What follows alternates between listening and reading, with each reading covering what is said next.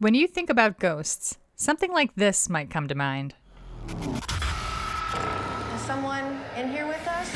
Ghost Hunters is back with a new team, better tech, and more answers. The lights were going on and off. These arms grabbed me and knocked me. Let's figure out what the heck's going on here. This is my favorite part of the night. Ghost hunting shows are a whole genre, and they have three things in common: the goal, the method, and the outcome. The goal is almost always to prove that ghosts are real. The method is technology. And the outcome is always about keeping things open to interpretation. There's never quite enough evidence to prove that ghosts are real, but there's also never quite enough to prove that they're not real. It's always inconclusive. These three ingredients for communicating with the dead help feed an inherent yearning to keep the door open to what we'll call the what if. Let's start with the method. The technology that ghost hunters use is almost always inexact. If you've ever watched a ghost hunting show, you've witnessed the ghost hunters trying to puzzle out what it is they've just recorded. I hear a woman's voice. Now? Ma?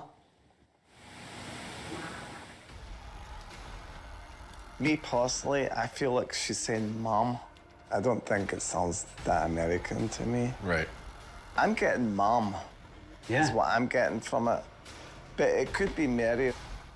And Colin Dickey, author of Ghostland, says this inexactness is on purpose. What is most important is to get the signal to noise ratio up to a level where you can start interpreting the results. So if you have a highly controlled experiment, to determine if ghosts are real, you are much more likely, to get, a negative response, because you have eliminated the variables. So, you're not going to get any kind of false positives. Throughout history, if there was a new way to talk to your friends and family, people also used it to try and talk to the dead. As soon as a technology is invented, you'll find people who see it as a means of connecting with the dead or otherwise explaining our relationship to the dead. Our story today begins in the 19th century. It was a time of huge and rapid technological leaps. The telegraph, the steamboat, the radio. But this era was also the peak of spiritualism, the belief that ghosts and spirits were real and could be communicated with after death. Seances were all the rage. People tried to talk to their dead loved ones using Ouija boards and automatic writing. People were hungry to know what else is out there beyond the veil of reality.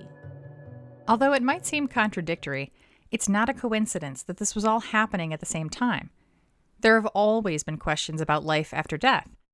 But in the 19th century, people found new ways to investigate them, using these new cutting-edge technological tools. And part of it was that some of these new tools felt supernatural in and of themselves. The radio, the telegraph, the phonograph.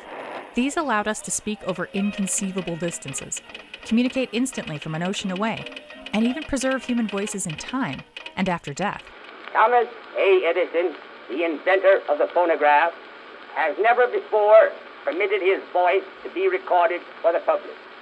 Today, however, he has a message for you that is important enough to cause him to break his long-established rule. This is Edison speaking. But something else was also going on in the 19th century. The people who were trying to figure out if we could really talk to ghosts were not just on the fringes or in the world of entertainment, like the people on Ghost Hunters. Many of them were scientists. This is Deborah Blum, a science writer and the author of Ghost Hunters. It's such an amazing period of time when you get these truly brilliant, high-profile scientists engaged in this. Even Marie Curie, speaking of famous scientists, briefly, did some experiments with this. We'll never get that again. Today we think of science and the paranormal as being incompatible, fundamentally opposite. But it turns out that science, technology, and investigations of the supernatural were entwined for a very long time. I'm Lisa Berry Drago. And I'm Alexis Pedrick. And this is Distillations.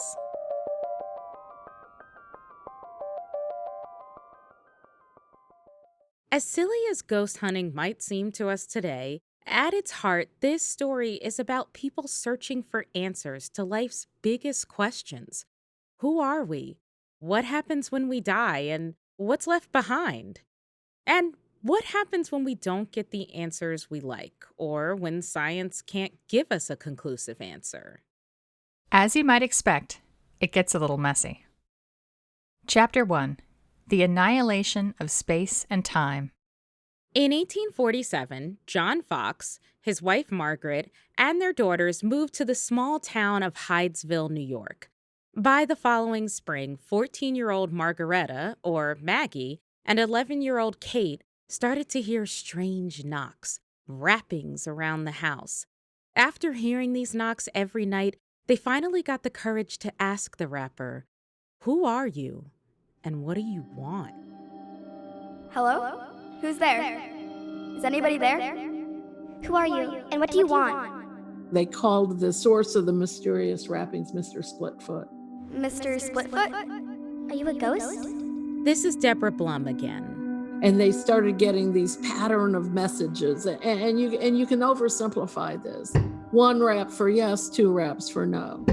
And they would ask questions, and Mr. Splitfoot would answer them. Do you know what happened to the grocer? Are you real? And eventually, they would ask Mr. Splitfoot questions about other people, right? People would say, does he know my great aunt? Is my great aunt's spirit still with us? And the answers were surprisingly real, right? So that people believed that these young girls, and every, young girls, the epitome of innocence, were actually talking to a dead man. Later that summer, John Fox and his neighbor were digging around the cellar of the house, and they found fragments of bones and hair. It was a dead body, which presumably belonged to the dead man the Fox sisters had been talking to, or so the story goes. Newspapers started writing about it. Phineas Taylor Barnum, that's right, P.T. Barnum, got a whiff of this, and he thought he could put the sisters' talents to use. So he brought them to New York City to put them on display in his new American Museum. The museum was open 15 hours a day and hosted more than 15,000 visitors a day. People could pay $2 to talk to the dead through the Fox sisters. Among their visitors were the novelist James Fenimore Cooper, the author of The Last of the Mohicans, editors of the New York Tribune, and the former governor of Wisconsin. The Fox sisters became 19th century celebrities. Every move they made was scrutinized and newsworthy. I don't think this says anything great, but in the way that the Kardashians, are widely known in the way we say household name, Maggie and Kate Fox, who were known to, be besieged by the Morse code of the dead, they got a huge amount of publicity. This is the 19th century, so it's going to be printed publicity. The penny dreadful newspapers, as they were called, and different magazines and of that sort. But they were front page news often. People knew who they were. People knew their names. Besieged by the Morse code of the dead. Ooh. The Fox sisters could have used any number of methods to communicate with the dead. They could have used mirrors or other reflective surfaces to try to see the dead, but instead they used something very specific to the time. Morse code. Morse code had been around since the early 19th century, but it was only introduced to the average citizen thanks to the invention of the telegraph in 1844. That's just 4 years before the Fox sisters were visited by Mr. Splitfoot. Other methods of communication were slow and tedious. The telegraph was the only means of rapid communication. It was direct. It was fast. It kept pace with the nation's expanding frontiers. Imagine the world before the telegraph entered it in 1844. People had never before experienced instant communication across long distances. Messages were carried by people, sometimes by birds, not transmitted in the blink of an eye without the sender of the message even being physically present. This is John Peters, the author of Speaking into the Air, a history of the idea of communication.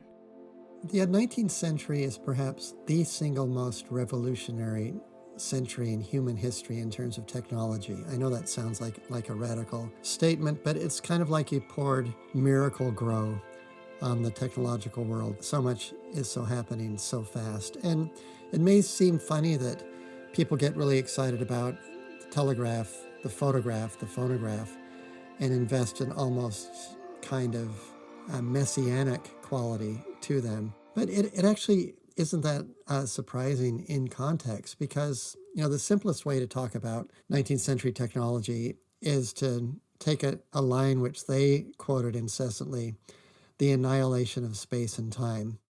So, when the Fox sisters began their tapping, they were actually tapping, pun intended, into the fact that people already understood Morse code as a kind of miraculous communication from elsewhere.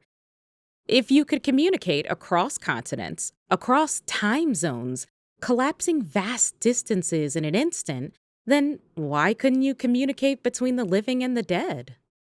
I think the fact that people were familiar with this kind of tap, tap, tap signaling makes a lot of sense, that you would then go on and say, and now the dead are communicating in patterns, not exactly Morse code, but then the same kind of wrapping patterns. There was an accepted link between spiritualism and technology in the 19th century. We can see this in the kind of language that both spiritualists and technologists used. This is Peter Colopy, an archivist and curator at Caltech's library, who focuses on media technology. So the concept of spirit telegraphy was one of the ways that people talked about speaking with the dead. The idea that the dead could actually be sending you a message in dots and dashes like Morse code. And similarly, the way that we use the word medium now draws from these 19th century resonances between these practices. So we can use the word medium now to refer to a person who channels the dead, or we can use it to refer to a communication technology by which we channel our own voices and images. In other words, as the term medium emerged, it applied to both the telegraph and to the person who claimed to speak with the dead. Same term, same essential meaning, an almost magical way of communicating. Of course, there are other forces at work besides the telegraph that contributed to the popularity of ghosts and spiritualism. Something big happened in the middle of the 19th century that fueled a widespread desire to speak with the dead: the Civil War. The Civil War claimed over 700,000 American lives. It was an inconceivably large portion of the population at the time. There tends to be, in the history of spiritualism, periods of deep upset and disorientation in society tend to also be drivers of interest in this. So in the United States, for instance, post the Civil War, you saw a huge upswelling of interest in spiritualism and questions about our ability to talk to the dead, driven both by the fact that a lot of people had lost loved ones and wanted to be able to connect with them, and the fact that the Civil War itself shredded the fabric of society, so that a lot of the standard traditional institutions weren't enough. People wanted there to be something more. And when you mix together startling technological achievements, national chaos, and huge death tolls, spiritualism starts to make perfect sense. When Thomas Edison invented the phonograph in 1878, the journal Scientific American described it as, quote, making speech immortal. That was exactly what tens of thousands of people were longing for: the chance to hear a loved one's voice again. In a sense, all recording media are cemeteries. The idea that you could record the dead, their minds, their thoughts, their words, their deeds, to live on is a very ancient one. So if you read, Homer, he's singing the praises of great deeds on the battlefield of, Achilles, for example. But, writing does not preserve the voice of the dead. It preserves the words of the dead. And there's a profound difference. And the idea that we could suddenly know what someone sounds like and keep hearing their voice after they were dead seemed particularly haunting. Previously, to hear the voice of a dead person was the domain of magic or sorcery or something weird and haunted. So you can see how the phonograph has this patina of the uncanny. Thomas Edison's phonograph originally had the ability to both record and play sounds using the same apparatus. He showed an early version of it to a few colleagues. and one of them was the engineer and later spiritualist Oberlin Smith. Oberlin Smith, like our producers, was a bit of an audiophile and a sound quality perfectionist. He loved the idea of the phonograph, but hated how noisy and gritty the recordings sounded, and he suspected that what caused it was friction between the needle and the record when the needle passed physically over the record's grooves. So he turned to magnetism. Instead of the needle having direct contact with the record, Smith proposed using an electromagnet that could hover over a magnetized record, creating the sound but avoiding the friction. He did some experiments to try and prove it was possible, but eventually abandoned the idea. But about a decade later, he comes back to this idea in a theological context, and he publishes an article in the Andover Review, a theological journal, in which he suggests that the soul might be entirely physical, entirely within the sort of domains of physics of matter and energy. He suggests that the soul might be some sort of durable chemicals, or it might also be magnetic. It might be a magnetic phenomenon that could be durable.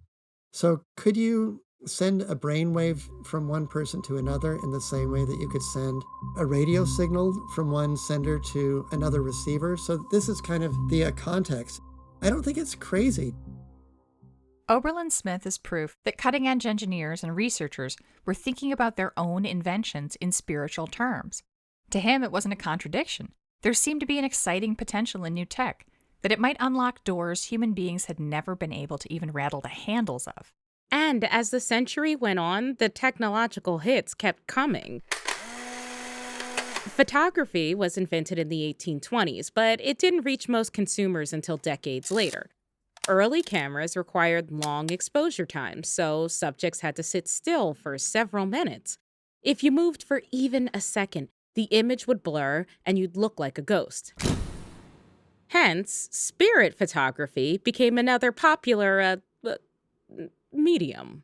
When early versions of the radio were described in print, people talked about human voices as literally traveling through the airwaves, or moving across an intangible space that was referred to as the ether, a kind of invisible fluid or field of matter that could conduct and carry electricity, radio waves, light, heat, and so on. Scientists were so excited about the possibilities of the ether that it opened up a whole new field of research. Chapter 2: Psychical Research. The prevailing theory that the ether could carry light, magnetism, and radio waves within it was not a fringe belief. It had widespread traction in the scientific community. There was actually a group of scientists called psychical researchers trying to explore the full potential of the ether. They saw it as the ultimate unity of the physical and intangible. Psychical research is the effort to be scientific about spiritualist phenomena. That is, to try to study how it might be possible for there to be some kind of contact between the living and the dead. If you think metaphorically about science and spiritualism as existing on some kind of long slider bar or continuum, from data-driven investigation on one hand to more spiritual or philosophical meditations on the other, the psychical research folks would probably sit right at the middle. And the American face of psychical research was William James, the so-called father of American psychology. He was born in 1842 and came from a well-to-do family of authors in New York City. And when I say authors, I mean Ralph Waldo Emerson was his godfather. Today, we define him as a psychologist, but he was also a trained physician who taught anatomy at Harvard. His most famous theories were all about the links between mind and body. He argued that the body reacts to events first, and then your mind contextualizes what happens later. Past experiences are therefore important in forming a person's consciousness. Now, this all sounds incredibly basic, but he's one of the first to articulate these links clearly, and that's why he's considered a founder of what's known as functional psychology. But he was also the founder of the American Society for Psychical Research in 1884. Their goal was to prove the existence of telepathy, but they were also interested in, well, everything we'd call paranormal today. James is a great waffler, if you put it unkindly, or someone who is able to keep many thoughts alive at the same time. James believed in both the spiritual and the scientific process. It was his mission to reconcile them with evidence, which explains why he was so obsessed with a woman named Leonora Piper. Leonora Piper was a respectable Boston mother of two who claimed to hear voices from the dead. She delivered their messages through automatic writing. She'd go into a supposed trance and write unconsciously, transmitting messages from the beyond. And she got famous for it. By 1910, she was paid $20 a sitting. That's $500 today. The story of how William James became fascinated with Piper goes like this. He goes to one of her seances, and she tells him details about his wife's family that no one else should know. Information that wouldn't be in the gossip columns. Family secrets, mundane little details of their lives. For James, these messages were evidence that Piper really did possess some kind of unexplained power. He's not a snob. He's willing to understand the human condition via all of its crazy forms, and these shows clearly play with that desire. So James is always keeping the door open for a more humane, experiential, poetic, religious understanding of the human lot, along with a scientific one. James wanted to test the limits of Leonora's mysterious knowledge. He and one of his fellow psychical researchers started by creating an impossible challenge for her. They gave her 3 locks of hair from 3 unknown donors and asked Leonora to identify the owner of each lock of hair. And she did, correctly.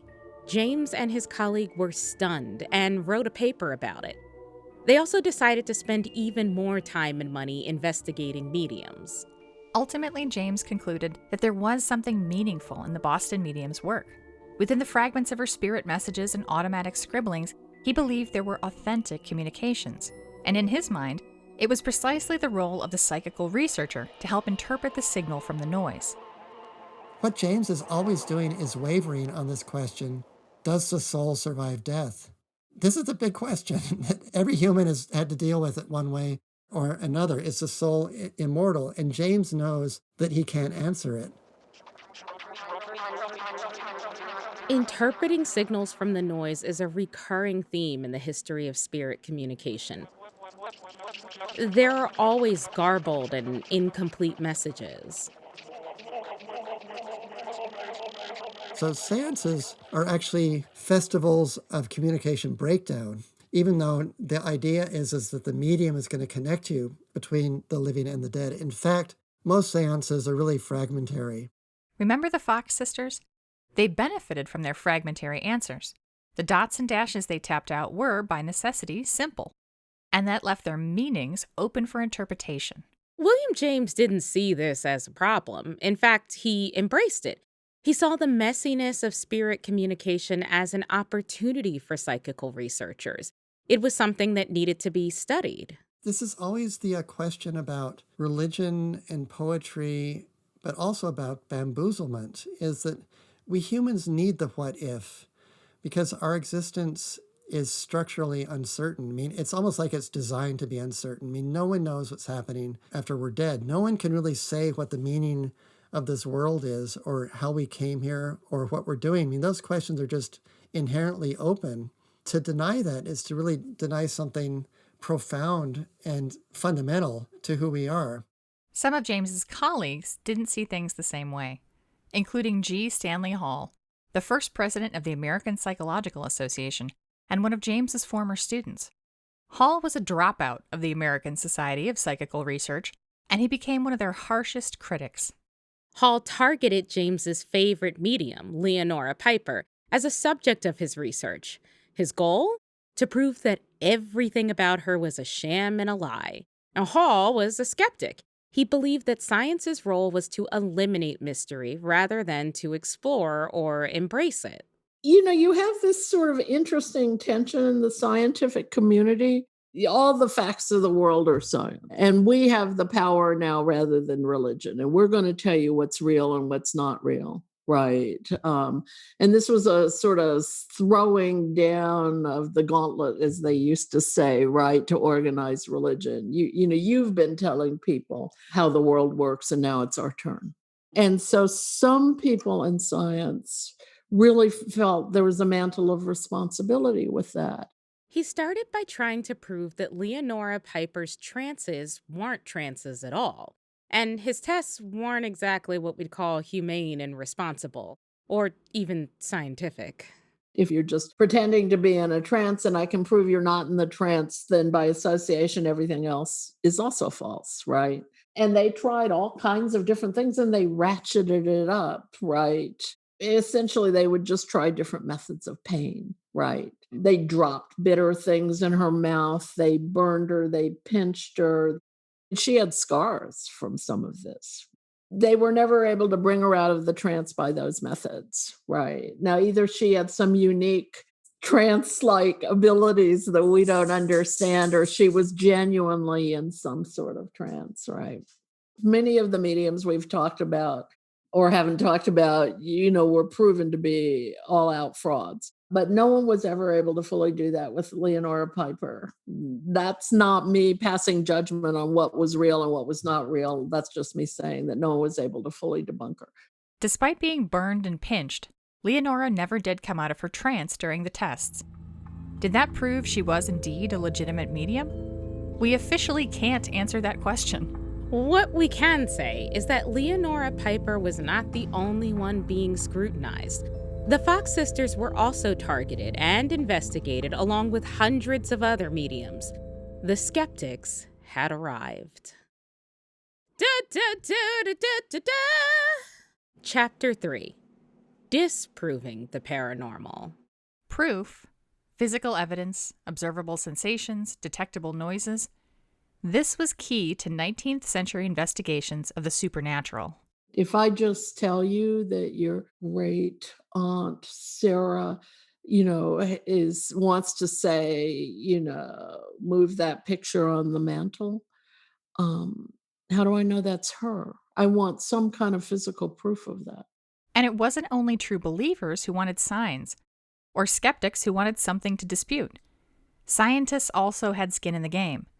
If spiritualism was real, shouldn't it be possible to get evidence of it? In the 19th century, many scientists believe in both the supernatural and the scientific method. Henry Seibert, a prominent chemist from Philadelphia, was one of them. When he died in 1883, he left the University of Pennsylvania $60,000, a huge sum of money. But there were strings attached. Seibert was a big-time believer in spiritualism, and like William James, he believed it was worthy of deeper study.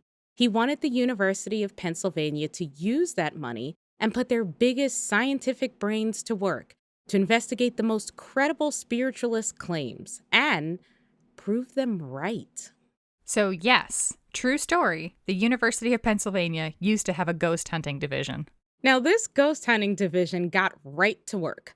Publicly, the commission presented itself as objective and open-minded, but privately, many of the people in the commission actually wanted to discredit spiritualists. One of its members was Howard Furness, a University of Pennsylvania psychologist who described himself as, quote, a viper warmed by spiritual nonsense, unquote. Furness did not set out to prove the spiritualists right. He was set on debunking them. And you have scientists who also recognize that people who, are dedicated spiritualists are very not trusting of science. Then there were all kinds of reasons for scientists to go after these people, and especially women like Maggie and Kate Fox, who were sort of at the forefront of this and driving some of these people who were now rejecting mainstream religion and rejecting the principles of science because they had evidence in front of them that they were started as girls, but let's say, continue as young women, can talk to the dead. So science is wrong, right? And that has to be countered. So Furness took aim at one of the Fox sisters, Maggie, who was a middle-aged adult at this point. The Fox sisters were high-profile targets, and the standard approach of people and investigators, especially investigators who wanted to debunk something, were twofold. One is that they would both investigate overtly and they would investigate covertly, right? They would plant people in the audience. They would plant people with fake stories. They would see how far they could sucker the mediums into, these fake stories that weren't true. It worked really well. When the commission met with Maggie Fox, there were faint thumps shaking the floor. Maggie said that the knocks came from Sabert himself. She was getting strong vibes that he wanted the commission to be thorough and patient. This was a pretty cool move, but it didn't win her any fans in the room. The commissioners went on with their tests. They made her sit or stand on various surfaces to see if the noises persisted. They asked her questions over and over and over. At one point, to test if she was moving her body to make the taps, they even tied her up. Yeah, we agree. This doesn't sound very scientific or very fun. Lots of experiments of the 19th and early 20th century, are not that sophisticated. I'm not letting these guys off the hook. There's a form of torture to this. But you also have to look at the state of science of the time and say, how do I test if this is a real trance or not, right? And I'm not sure if, and I don't see this happening, people were investigating trance mediums today. How would they test that? The commission released a report saying that the Fox sisters were nothing but hoaxers. Spiritualists and psychical researchers spoke out against it, saying that the commission had acted in bad faith. Sadly, the sisters' story ends pretty tragically. Maggie Fox suffered from alcoholism and later wrote a tell-all confession for the New York World magazine. In it, she explained that all along, the tapping sounds had actually been their toe joints, loudly cracking. People in the spiritualist community called her a sellout, and she later recanted this confession, but it was too late. The Fox sisters were completely discredited, and they died penniless. By the time the Fox sisters died in the 1890s, the tide was turning against the spiritualist movement. More and more mediums began to be investigated. The more popular the medium, the bigger target they became. There was a lot of public debunking of professional mediums, right? And there were a ton of people who had taken advantage of this interest who were, frauds and fakers. And that became increasingly obvious. In the same way that there was a lot of early publicity about the wonders of the Fox sisters, there was a lot of publicity about, these spectacular crashes and burns by other less known, well-known mediums, but still pretty high profile. The so-called scientific investigations into the Fox sisters and Leonora Piper point to the problem with investigating this phenomenon in the first place. How can you scientifically prove something that's inherently unprovable? You can't. And that's one of the reasons why most scientists eventually gave up on investigating spiritualism. The way that science works, science is not really structured in a way to measure paranormal experiences. How do you replicate? And I've used the example of this with what people today call near-death visitants. But at the time that your mother, I'm making this up, your mother in another country dies, right? You don't know, but at the moment of her death, you feel a touch, hear her voice, see her out in the yard. People report this is the most common of the paranormal experiences, actually. How would you replicate that? You can't go back and have your mother die again, right? You weren't hooked up to any monitors that registered any changes. What the psychical community was left with was a lot of gathered data, but no conclusions.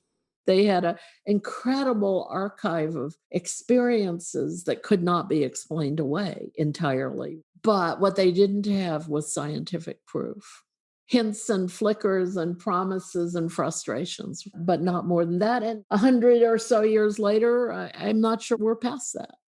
Going back to the 19th century, you start seeing, this rise and then fall of the physical medium because people wanted tangible proof. People wanted scientific proof. And the ghost hunters of today, the paranormal societies of today, they're still hoping to find that. Another reason why the sincere scientific investigation of spiritualism faded was because William James died. While he was alive, His reputation helped support psychical research as a serious scientific pursuit. So I do think the fact that he was such a famous psychologist and philosopher and so involved in this helped keep it, at least in the science community. It gave it at least something of a veneer of respectability and kept scientists at least feeling like, they could still look into this. So I think his death made a huge difference that way. James remained curious about spiritualism up until his death, and wrote about it until the end. He refused to either believe in it blindly or debunk it fully. He didn't get the answers he sought, but he still found value in asking the questions. When I started working on Ghost Hunters, part of it was that I was super curious about William James, who I always thought was boring. Right? I was like, yeah, another pillar of scientific society in Victorian times, and who is just a completely complicated, fascinating human being. And I occasionally still end up quoting him to people. There's a point where he's talking to another scientist and he says to him, you want everything to be like a Italian garden, all orderly and everything, rows and trimmed hedges and sculpted trees and whatever, but nature is everywhere Gothic, complicated and tangled and often inexplicable. And I found that a very useful way to thinking about the world. Today's ghost hunting shows are relegated to the realm of the silly or the quirky, but just like the Fox sisters and other 19th century spiritualism efforts, they do still address something fundamental about the human experience. The basic premise of these shows is, in a way, the same premise as William James, is to say, what if? To keep the what if open. And I think that James was a lot more rigorous and tragic about it, because he realized that, the what if is a gamble, and it was possible that science could ultimately reduce everything in human experience to causal mechanisms. He realized that there's a real danger of this, and I think that these shows are much less tragic and much more circus-like. It's a kind of popular entertainment or magic show. And looking for that what if can, of course, be taken to the extreme. I mean, we're living through a time of conspiracy theories on steroids, but we'd argue that interpretation is not inherently bad. In fact, John Peters says that it's the core of being human. But it seems to me that sometimes the psychical researchers and paranormal psychologists are really hoping they can get beyond interpretation. And they're really hoping that they can find transmission or contact or connection or mind-to-mind replication. I mean, that's kind of the holy grail, to try to find the ability to send a signal. And to me, just ethically, poetically, aesthetically, just this seems wrong-minded, because it seems to underestimate the nature of the human condition, which is one of interpretation. And this is something to be happy about. It's a blessed fact, or a handsome fact. That's the Emerson way of putting it. It's a handsome fact of human life that we get to interpret. That isn't a fallen, awful thing. I mean, that is what makes us human. Thanks for listening to this episode of Distillations. If you want to hear more about the anthropological side of modern ghost hunting, check out our bonus interview with Colin Dickey. It'll be in your feed next week. Remember, Distillations is more than a podcast. It's also a multimedia magazine. You can find our videos, stories, and every single podcast episode at distillations.org. And you'll also find podcast transcripts and show notes. You can follow the Science History Institute on Facebook, Twitter, and Instagram for news and updates about the podcast and everything else going on in our museum, library, and research center. This episode was produced by Mariel Carr and Rigo Hernandez. And it was mixed by Jonathan Pfeffer. The Science History Institute remains committed to revealing the role of science in our world. Please support our efforts at sciencehistory.org/give now. For Distillations, I'm Alexis Pedrick. And I'm Lisa Berry Drago. Thanks for listening.